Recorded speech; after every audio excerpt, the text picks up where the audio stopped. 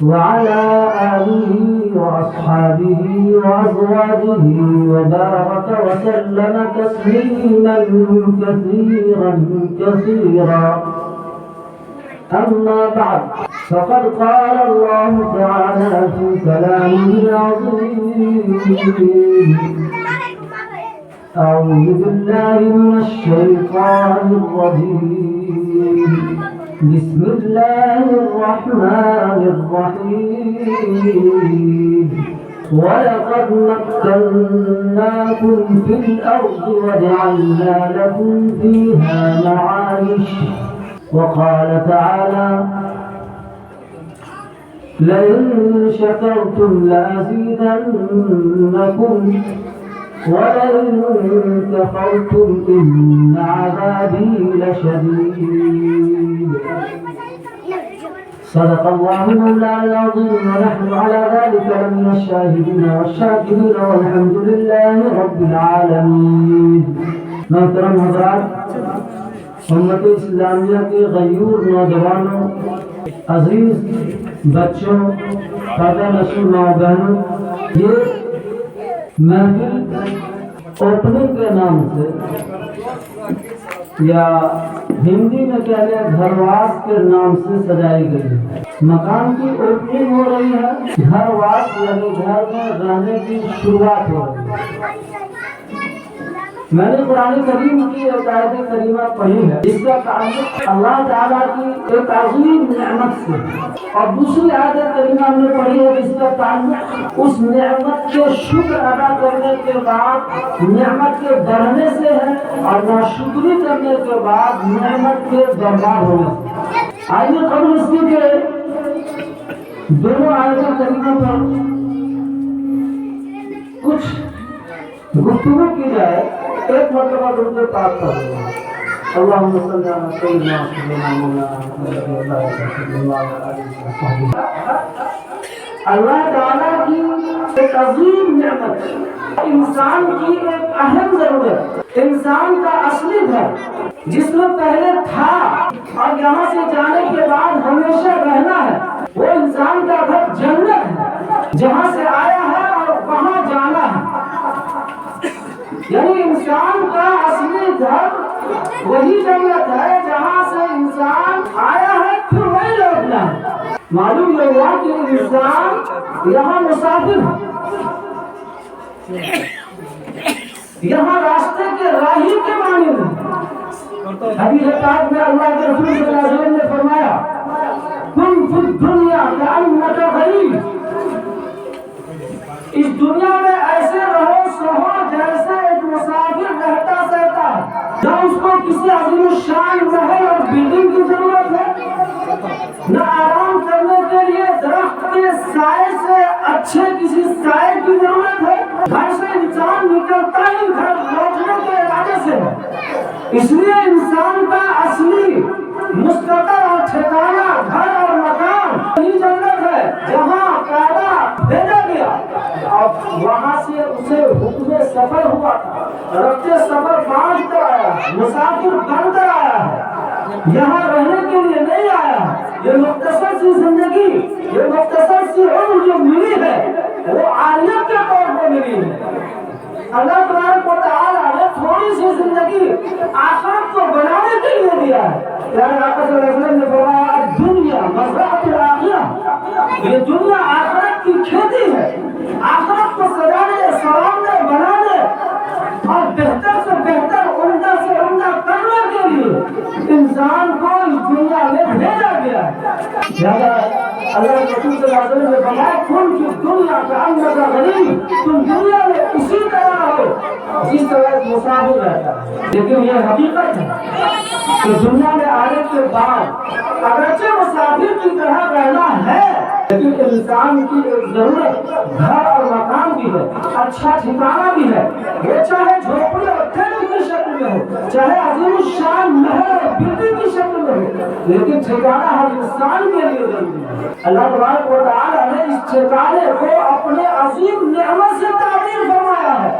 اللہ تبارک و تعالیٰ نے انسان کے گھر حاصل ہو جانے کو اپنا ایک انعام، اکرام، احسان قرار دیا ہے.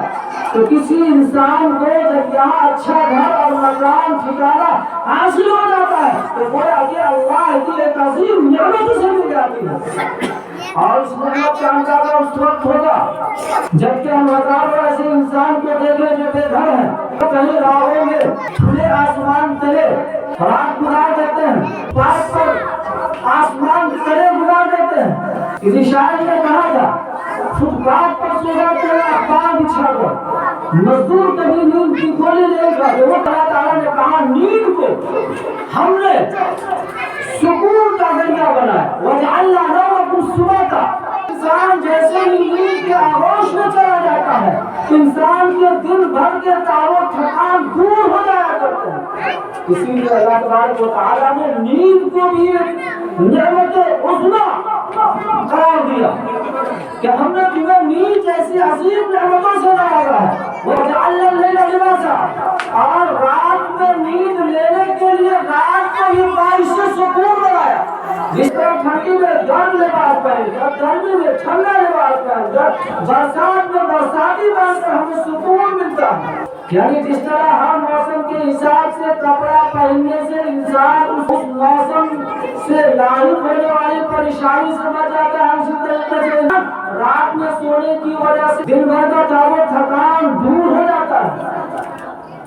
تو یقیناً انسان کو ہر چند کے اللہ کے رسول صلی اللہ علیہ وسلم نے فرمایا کہ دنیا میں اس طرح رہنا چاہیے جس طرح ایک مسافر رہتا ہے، لیکن انسان کے لیے گھر ایک اہم ضرورت ہے، اللہ تعالیٰ کی عظیم نعمت ہے۔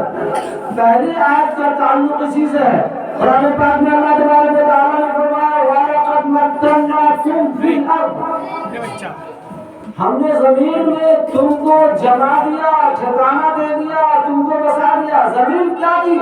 اس دنیا کے پیدا ہونے سے پہلے صرف پانی ہی پانی تھا، پانی کے اوپر اللہ تعالیٰ کا عرش رکھا ہوا تھا۔ اللہ تعالیٰ نے 51 کروڑ 1,05,000 مربع کلومیٹر میں زمین کو پھیلا دیا انسان کے رہنے سہنے کے لیے۔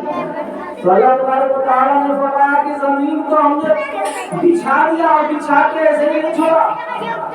جب دریا میں کشتی چلتی ہے تو ہلتی ڈولتی ہے، کبھی ڈوب بھی جاتی ہے، پانی پر زمین کو اللہ تعالیٰ نے بچھایا تو ظاہر ہے کہ زمین بھی ہلنے لگتی ڈولنے لگتی، اس لیے اللہ تعالیٰ نے اس کے لیے کیل کا، کاٹی کا، اس کے بیلنس کے برابر رہنے کا ایک بہترین نظم فرمایا، اور فرمایا کہ ہم نے پہاڑوں کو میخ کے طور پر، کاٹی کے طور پر، کیل کے طور پر زمین پر بچھا رکھا ہے۔ تو اللہ تبارک و تعالیٰ نے زمین بچھایا، اور زمین کے بچھانے کے بعد زمین کو متوازن رہنے کے لیے، ٹھہرے رہنے کے لیے پہاڑوں کا نظام قائم کیا، اور پھر اس کے بعد اس طور پر انسان کو زمین پر ٹھکانہ دے دیا کہ انسان آسانی سے کہیں بھی اپنی ضرورت کی چیز پیدا کر سکتا ہے، ضرورت کی چیز قائم کر سکتا ہے، لگا سکتا ہے۔ اسی زمین پر انڈسٹری بھی قائم ہے اور ادھوگ بھی قائم ہے، اور اسی زمین پر فیکٹریاں نہ جانے کتنی قائم ہے۔ اسی زمین سے انسان جوڑ توڑ کر زمین کے سینے کو چیر کر نہ جانے کیسے کیسے غلے کو اگانے کا کام کرتا ہے۔ یہ سب کیا ہے؟ زمین پر اللہ تعالیٰ نے ہم کو قدرت عطا کیا ہے، جماؤ عطا کر دیا ہے، ٹھکانہ عطا کر دیا ہے۔ یہ ٹھکانہ ہی تو ہے اللہ تعالیٰ کا انعام، اور اکرام تو ہے کہ اللہ تعالیٰ نے پانی پر زمین بچھا کر پہاڑوں سے اس کے بیلنس کو ٹھیک کر دیا، اور پھر اس کے بعد زمین کو اصلاح کر دیا کہ زمین سے جو چیز چاہے اگانا چاہے اگا لیتے ہیں، زمین پر جو کام کرنا چاہے کر لیتے ہیں، جو چیز جہاں قائم کرنا چاہتے ہیں کر لیتے ہیں۔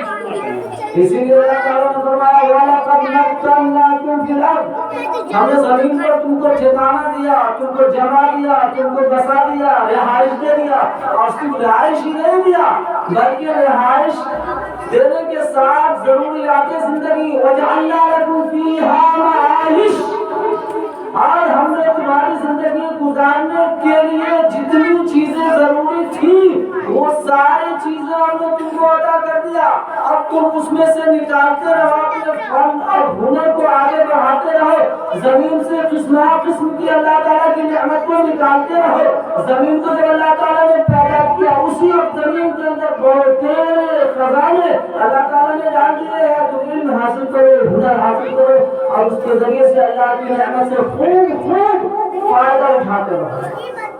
اسی لیے انسان جب ترقی کیا تو یہ انسان جو کبھی جنگلوں میں شکاروں پر زندگی بسر کرتا تھا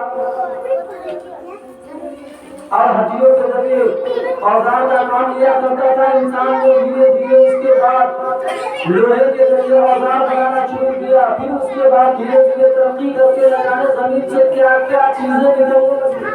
پیٹرول زمین سے نکلتا ہے, ڈیزل زمین سے نکلتا ہے, کوئلہ کی زمین سے نکلتا ہے, ہیرے جواہرات کی زمین سے نکلتا ہے, سونے اور چاندی کی زمین سے نکلتی ہے. لگانے کتنے خزانے اللہ تعالیٰ نے زمین کے اندر روپوش کر دیے ہیں, چھپا رکھے ہیں انسانوں کے لیے. کیا یہ خوب کہا اللہ تبارک و تعالیٰ, وَجَعَلْنَا لَكُمْ فِيهَا مَعَائِشَ, ہم نے زمین کو ایسا اس طرح بنا دیا کہ تم اس پر رہ سکتے ہو.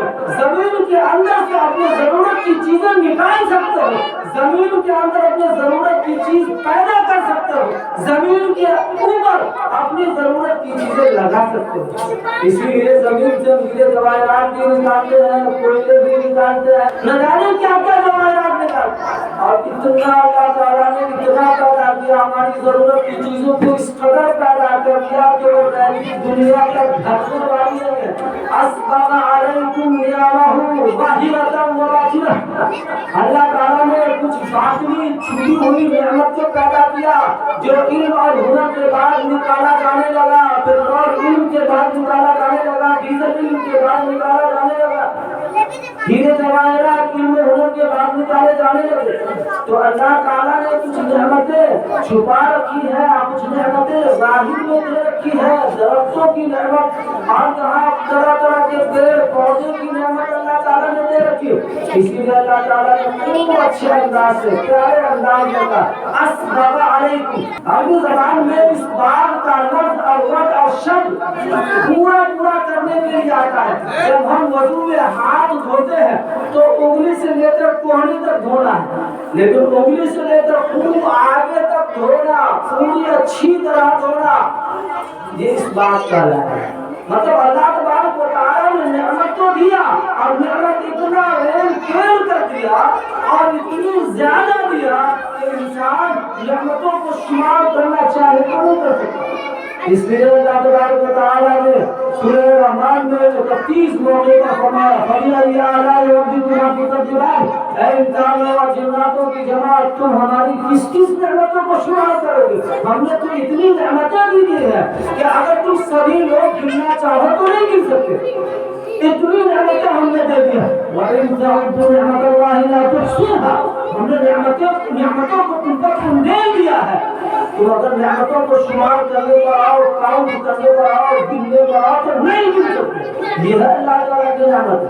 ایک نعمت کی مثال سمجھنی ہے تو سائنس کی روشنی میں سمجھا جا سکتا ہے. سائنس میں ایک کیمسٹری سبجیکٹ, کیمسٹری میں بتایا جاتا ہے پرمانو کی مقدار کیا ہوتی ہے, پرمانو کتنا چھوٹا ہوتا ہے. تو لکھا ہے کہ پرمانو جس سے کوئی تتو بنا سکتا ہے, وہ پرمانو اتنا چھوٹا ہوتا ہے کہ اگر کوئی شخص 1 چمچ نمک لے اور اس میں پرمانو کی کاؤنٹنگ کرے, اکیلے نہیں, پوری دنیا کے لوگ بغیر آرام کیے ہوئے پوری دنیا کے لوگ 1 چمچ کے اندر پائے جانے والے پرمانو کو گنے اور بغیر آرام کیے ہوئے, سونا نہیں ہے, کھانا نہیں ہے, ضروریات زندگی چھوڑ دینا, لگاتار پوری دنیا کے لوگ گننے پر آئے تو 40 لاکھ ورष 40 لاکھ سال گزر جائے گا تب کہیں وہ پرمانو گنا جائے گا.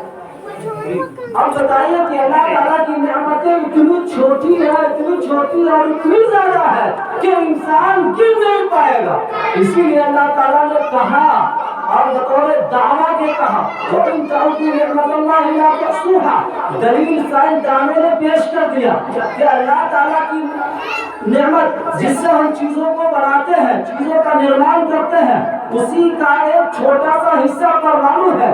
پرمانو کی اتنی تعداد اور ان کی اتنی سنکھیا ہے، ایک چمچ نمک میں پائے جانے والے پرمانو کو پوری دنیا کے لوگ مل کر گرنا چاہے گا، 40 لاکھ سال گزر جائے گا تب کہیں وہ پرمانو گرتا ہے.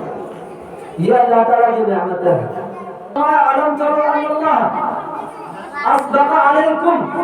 دل کی نگاہوں سے دیکھتے نہیں ہو، دل کی نگاہ کو کھولو، اللہ تعالیٰ کو پہچانو، اللہ تعالیٰ کی قدرت پر یقین کرو، اللہ تعالیٰ کی کاریگری پر یقین کرو. غیروں نے یقین کیا ہے، جس نے پڑھا اس نے یقین کر لیا. پنڈت برج مہاراج بہت مشہور شاعر جب دہرادون جاتا ہے، ریاست اترانچل کا ایک شہر دہرادون، وہاں کے پہاڑی علاقے میں جب وہ پہنچتا ہے تو پہاڑ پر سجے ہوئے پیڑ پودے، وہاں کے سناٹے اللہ تعالیٰ کی قدرت اور کاریگری کے گیت گا رہے تھے. اس کو اس نے اپنے قلم کے ذریعے نظم میں لکھنے کا کام کیا. یعنی جو کچھ انہوں نے اللہ تعالیٰ کی قدرت اور کرشمہ اور کاریگری کا نظارہ اس پتھریلے علاقے پر پہاڑ پر دیکھا، اس کو نظم کی صورت میں لکھ دیا. تو اللہ تعالیٰ کی قدرت پر، اللہ تعالیٰ کی کاریگری پر، اللہ تعالیٰ کی صنائی پر، اللہ تعالیٰ کی بنانے کی قدرت پر کوئی بھی شخص غور کرے تو اسے اللہ تعالیٰ کی قدرت نظر آئے گی، اللہ تعالیٰ کی کاریگری نظر آئے گی. ہم اپنے اندر غور کریں. اللہ تبارک و تعالیٰ فرماتا ہے تم اپنے اندر، ہم نے 2 کائنات بنائے ہیں. ایک تو بیرونی کائنات جو ہمارے دائیں بائیں پاس پڑوس ارد گرد اطراف و اطراف میں نظر آ رہے ہیں. ایک وہ کائنات ہے جو ہمارے اندر سجی ہوئی ہے. دونوں کائنات کے اندر غور کرنا ہے. پہلے اپنے اندر غور کرو، پھر تم کو سمجھ آئے گا کہ اللہ تبارک و تعالیٰ نے کتنی عظیم نعمت دی ہے.